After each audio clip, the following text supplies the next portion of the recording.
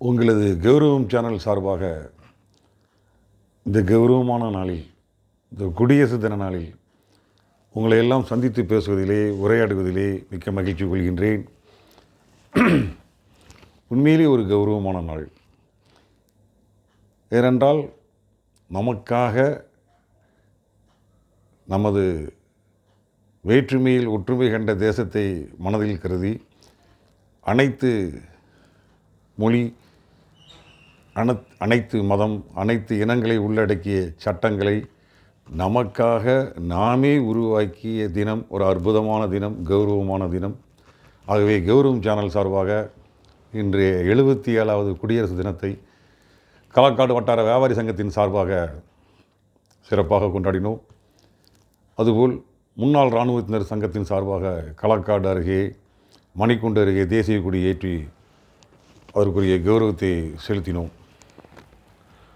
இந்த கௌரவம் சேனல் சார்பாக நான் உங்களோடு பகிர்ந்து கொள்வது, இந்த கௌரவமான நாளிலே நமக்கு சுதந்திரமும்,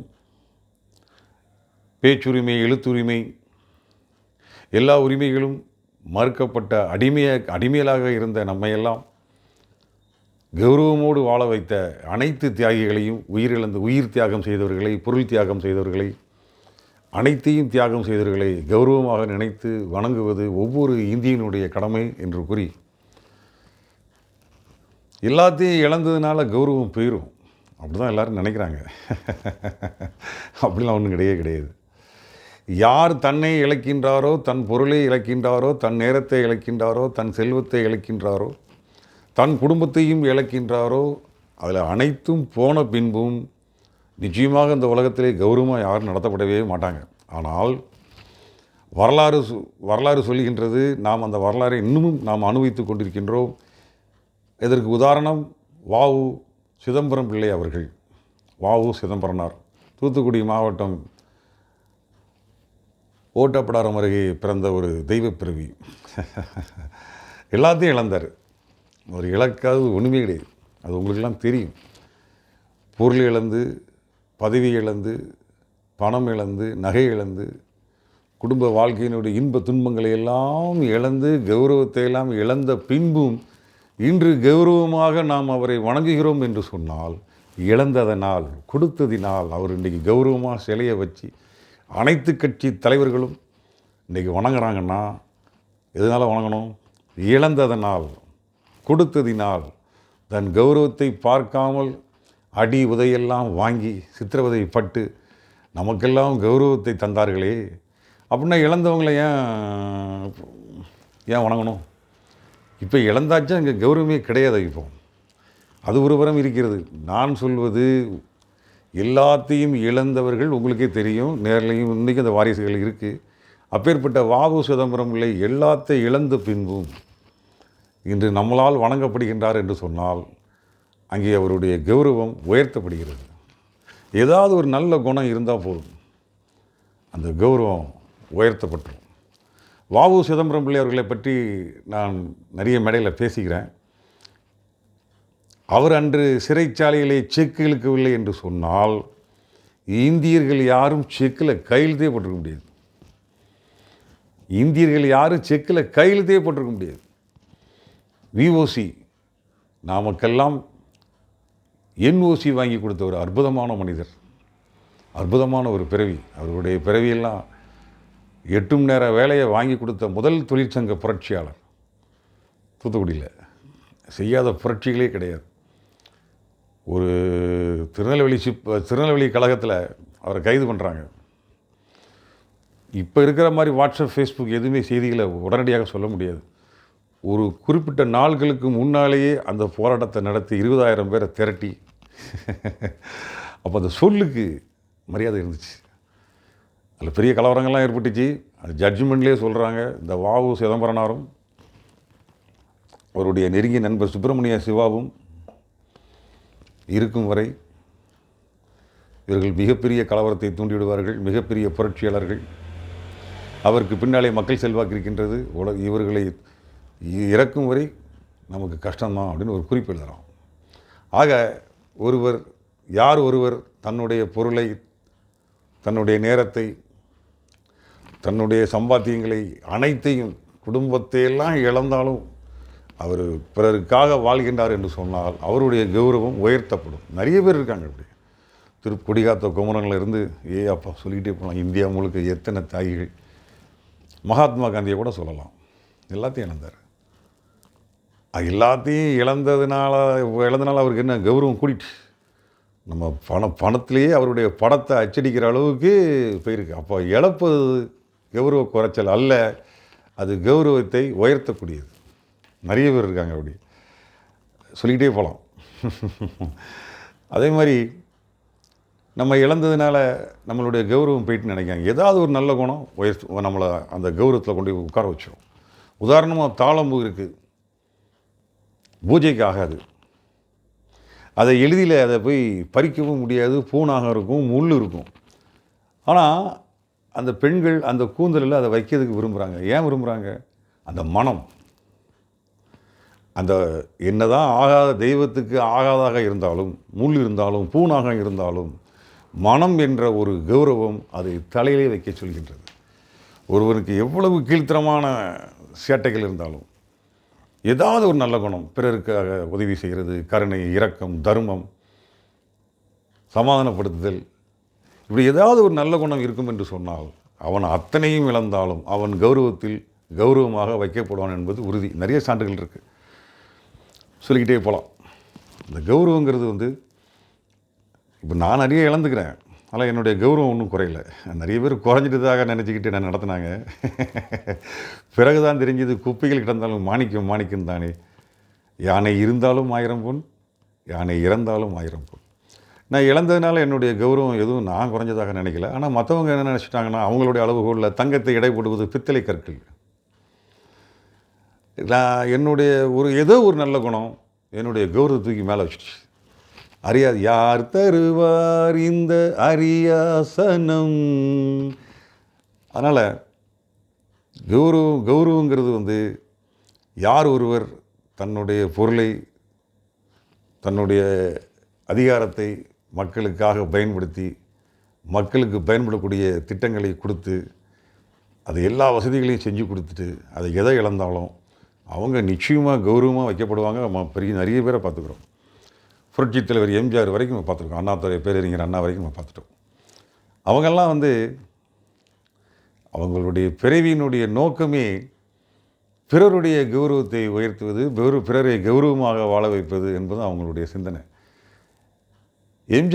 புரட்சித் தலைவர் எம்ஜிஆரை பொறுத்தவரை வள்ளல் தன்மை அவருடைய கௌரவத்தை உயர்த்தி விட்டது. கவிஞர் கண்ணதாசன் இதெல்லாமும் சொல்லுவாங்க.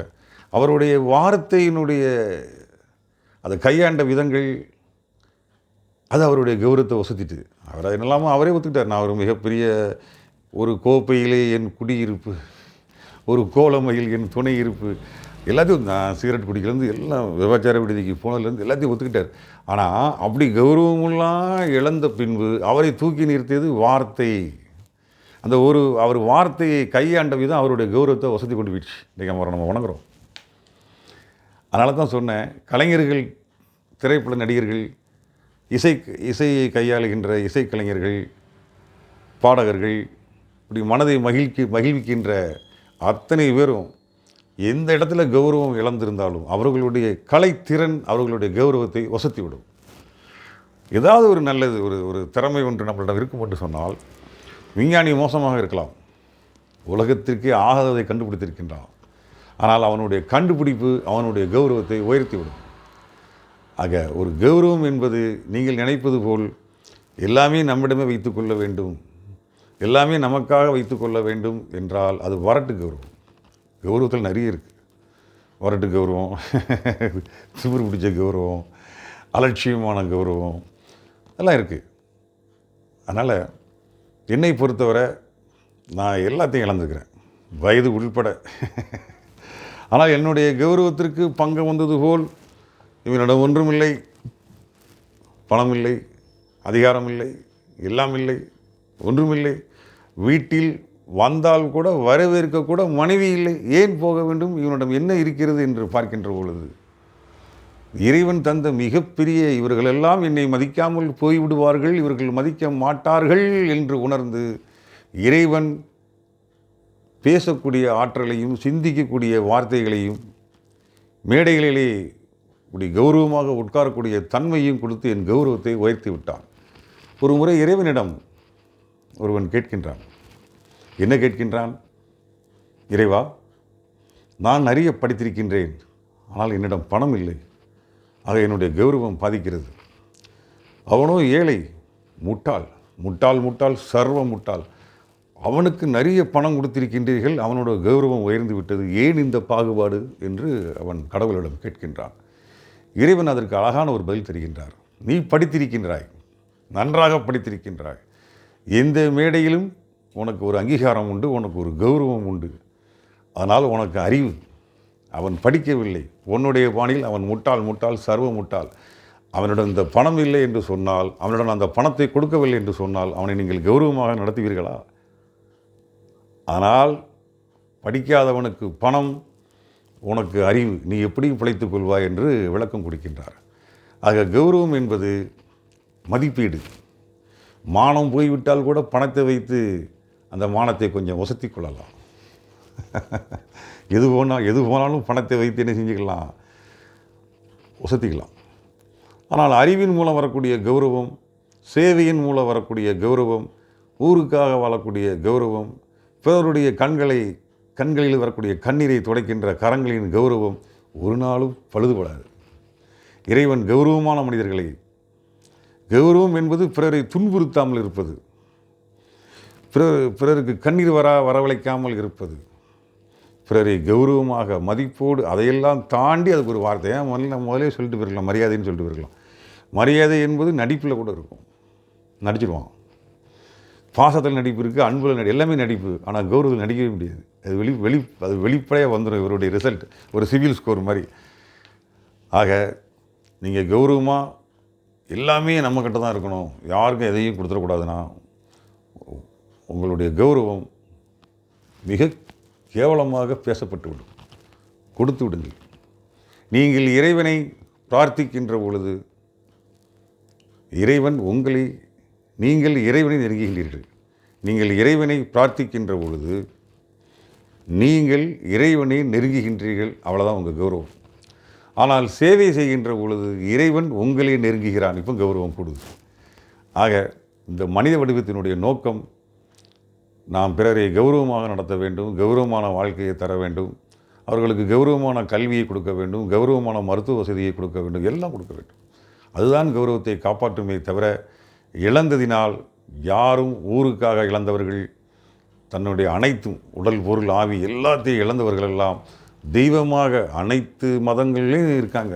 ரெட்டமலை சீனிவாசன்லேருந்து போயிட்டே இருக்குது, பட்டியல் போய்கிட்டே இருக்குது. காமராஜர்லேருந்து சொல்லிக்கிட்டே போகலாம். அத்தனை பேரும் தன்னுடைய கௌரவத்தை பார்க்காம, இந்த போலீஸ் ஸ்டேஷனுக்கு போனால் கூட கௌரவம் போயிடும். அவங்கெல்லாம் போலீஸ் ஸ்டேஷனுக்கு போனாங்க, அடி வாங்கினாங்க.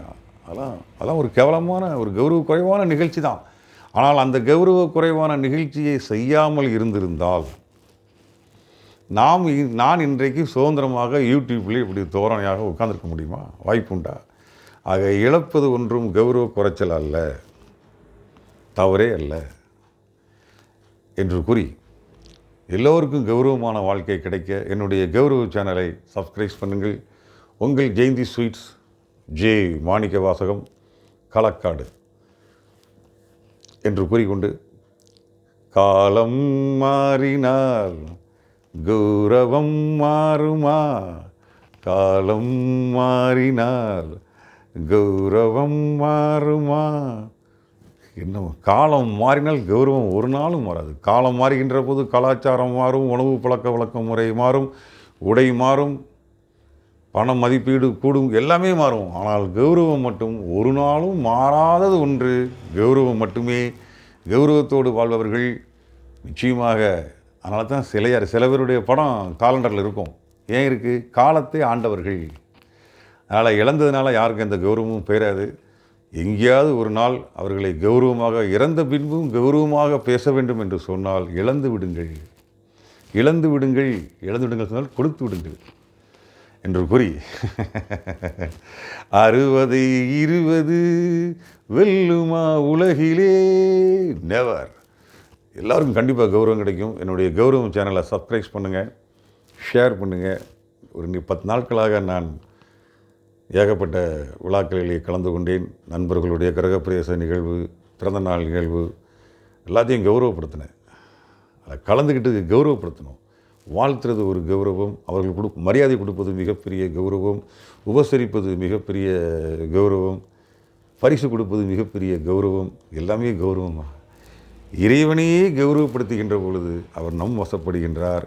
பயிர்களை கௌரவப்படுத்துகின்ற பொழுது அவைகள் நல்ல விளைகின்றன என்று கூறி என்னுடைய சேனலை சப்ஸ்கிரைப் பண்ணுங்கள். பரவாயில்ல, நான் எடுத்த முயற்சிக்கு இந்த அளவுக்கு அது எனக்கு ஆதரவு தந்திருக்கிறீங்க என்று கூறி என்னுடைய சேனலை தெரிஞ்சவங்க, நண்பர்கள், உறவினர்கள் நிறைய பேர் இருக்கீங்க. அதில் லட்சக்கணக்கான பேர் இருக்கீங்க. நான் ஒரு 15 தான் கிடச்சிருக்கு. என்னுடைய கௌரவத்தின் மதிப்பு 15 என்று தீர்மானித்துள்ளீர்கள். அது 1.5 லட்சமாக வேண்டும் என்று சொன்னால் நான் இன்னும் கௌரவமாக இருப்பேன் என்று கூறி கௌரவமாக வாழ எல்லாம் உள்ள இறைவனை வேண்டி விடைபெறுகிறேன். நன்றி, வணக்கம். உங்கள் சுவை பிரியன். உங்கள் மேம்பட்ட சுவைக்காக தாயப்போல் அடுப்படியில் நாங்கள். களக்காடு ஜெயந்தி ஸ்வீட்ஸ், ஜே மாணிக்க வாசகம். எங்கள் இனிப்பு கார வகைகள், பேக்கரி வகைகளை வாங்குங்க. உங்களுடைய கௌரவம் இன்னும் கொஞ்சம் கூடும். இன்ஷா அல்லாஹ் இறைவன் விருப்பப்படி உங்களுக்கு தமிழரோட பிறப்பில் அதே என்னுடைய சொந்த பூமியில் கௌரவமான, இதுவரை யாரும் கொடுக்காத சுவைகள், யாரும் தர முடியாத கார இனிப்பு வகைகள், பேக்கரி வகைகளெல்லாம் நிச்சயமாக மாணிக்கத்தின் ஜெயந்தி என்ற பெயரில் ஆரம்பிக்க இருக்கின்றேன். அது இறைவனுடைய ஆசையோடும் என்னுடைய வாடிக்கையாளர்களுடைய ஆதரவோடும் சிறப்பாக நடைபெறும் என்று கூறி என்னை இவ்வளோ நாட்களாக கௌரவமாக அரியாசனத்தில் உட்கார வைத்த என்னுடைய விசுவாச உழைப்பாளிகள், என்னுடைய பாசமிகு வாடிக்கையாளர்கள், அவங்க தான் எனக்கு கௌரவம் கொடுத்தவங்க. இந்த ரெண்டையும் தாண்டி 3ஆவதாக எனக்கு கௌரவம் கொடுத்தது மொழி. என்னை காதலித்தது மொழி. தந்த கௌரவம் மேடைகளை உட்கார வைத்தது, சிம்மாசனம் தந்தது, கைத்தட்டல் பெற்றேன், நிறைய உள்ளங்களை கவர்ந்தேன் என்று கூறி விடைபெறுகிறேன். நன்றி, வணக்கம். உங்கள் ஜெயந்தி ஜே மாணிக்க வாசகம், களக்காடு. மிக விரைவில் காயல்பட்டினத்தில் உங்களை கிட்டத்தட்ட 25 வருடங்களாக உங்களோடு நான் நேரடியாக வியாபாரம் செய்யவில்லை.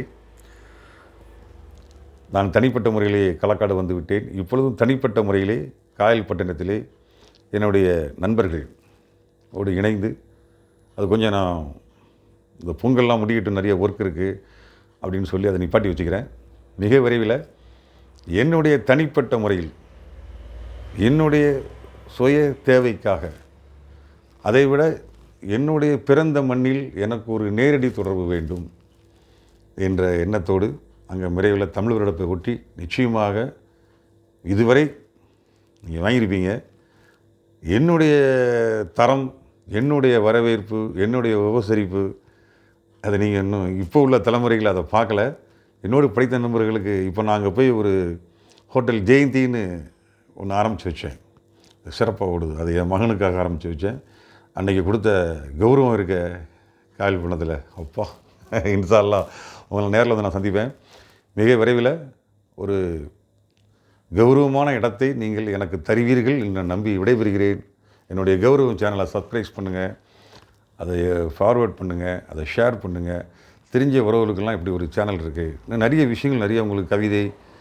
ஏன்னா ஒரு மனிதனுக்கு கௌரவம் தர வேண்டும் என்று சொன்னால் மூட நம்பிக்கைகள் அற்ற நல்ல வார்த்தைகள், கவிதைகள், அறிவுபூர்வமான கேள்வி பதில், அது விஞ்ஞானம் வரைக்கும் வரும் என்று கூறி விடைபெறுகிறேன். நன்றி, வணக்கம்.